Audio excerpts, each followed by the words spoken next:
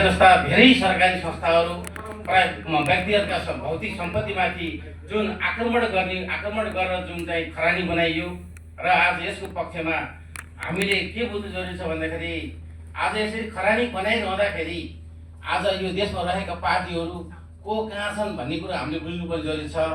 अब त्यो चामल केलाए जस्तो चामल केलाउँदै गयो भने बिहा एकातिर चामल एकातिर हुन्छ सुपमा, त्यो साधारण गाउँमा हामी देखेका छौँ। त्यस्तै अहिले देशको अवस्था बनिरहेको छ।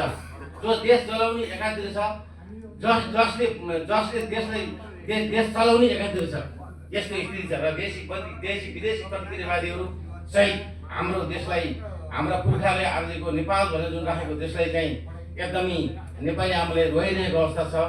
र यसमा अहिले जुन नेपालका पुराना पार्टीहरूलाई अहिले यिनीहरू चाहिँ के अरे यो जग्गा हाम्रो नयाँ हो, खेती गरेर खाने हो भन्ने खालको छ।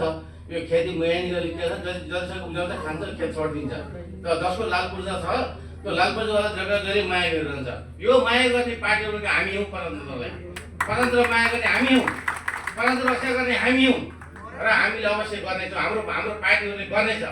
त्यसो भएर अहिले जस्तो सुकै जहाँ जोसुकै त्यो उम्रे पनि यो अहिलेसम्म कतिपय पार्टीहरू तपाईँलाई थाहा छ, हिजो देश जलाएर धेरै आक्रमणकारी देशलाई सिद्ध्याएर सबै भ्याएर पनि अहिले पार्टी सिद्धिएको देखेका छौँ। तपाईँलाई थाहा छ, हिजो हामीले जनयुद्ध राम्रो होइन भन्दै अहिले आएर नेकपा माओवादी नामै निमुटाउने सिद्धिएको थाहा छ नि तपाईँहरूलाई, होइन? अनि यस्तै गरेर यही पनि भोलि नेकपा माओवादी नामै सिद्ध्याएर इतिहासै मिलाएर जाने स्थिति आउन सक्छ। अरू साथीहरूलाई मैले शुभेच्छा सहित भन्छु। अरू सम्पूर्ण पार्टी साथीहरू आस्था राखिदिएर नेपाल रहेका सबै नेताहरूले पनि यो स्थिति त्यसको स्थिति आउन सक्छ, यो आउँछ। देशमा अहिले पनि काङ्ग्रेस एमाले कमजोर छैन।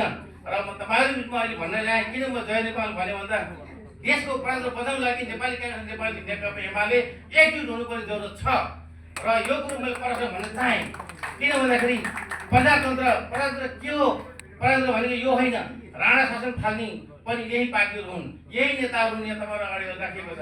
राणा शासन फाल्ने त्यति बेला नेपालमा सांस्कृतिक धरोहर आगो लगाइएको थियो, थिएन। कति प्रजा आए, थिएन। जो जलाउने थिए जहिले पनि तिनीहरू लागेकै छ, जो बचाउने छन् तिनीहरू देश चलाएकै छ। त्यसको प्रतिनिधित्व हाम्रो पार्टीले गर्छ र हामी गर्छौँ। त्यसो भएर अहिले के छ भन्दाखेरि अहिले हामी तत्काललाई जेनजेडहरूमा, अब म भन्नु जेनजेड कुरामा मैले एक दिन ल्याएको थिएँ प्रवास नेपाली मञ्चमा जेनजेडको प्रतिवाद र पारस्परिक सम्बन्ध अन्तर्क्रिया। जेनजेडहरू जसले ज्यान गुमाए, जसले देशको खाद्य ज्यान गुमाए, तिनीहरूलाई यस मञ्चबाट फेरि पनि म हार्दिक अभिनन्दन गर्न चाहन्छु ती शहीदहरूलाई।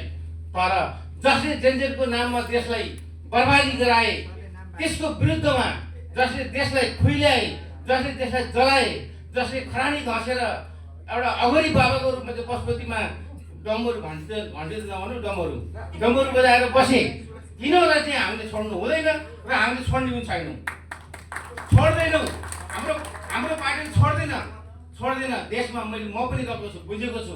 तपाईँलाई सोध्नु प्रवास बुझिरहेको छ, यसले बुझ्दैन, यसले के छ भन्नु होला। तर म धातर रूपमा बुझेको छु, म जनताको मनमा बुझेको छु। जनताको मनमा देश जलाउन सिद्ध्याउनु पर्छ। जसले देश जलिरहँदाखेरि सर्वोच्च जलिरहँदाखेरि उनीहरूले चाहिँ के गरेका थिए, पानी माडेर बसेका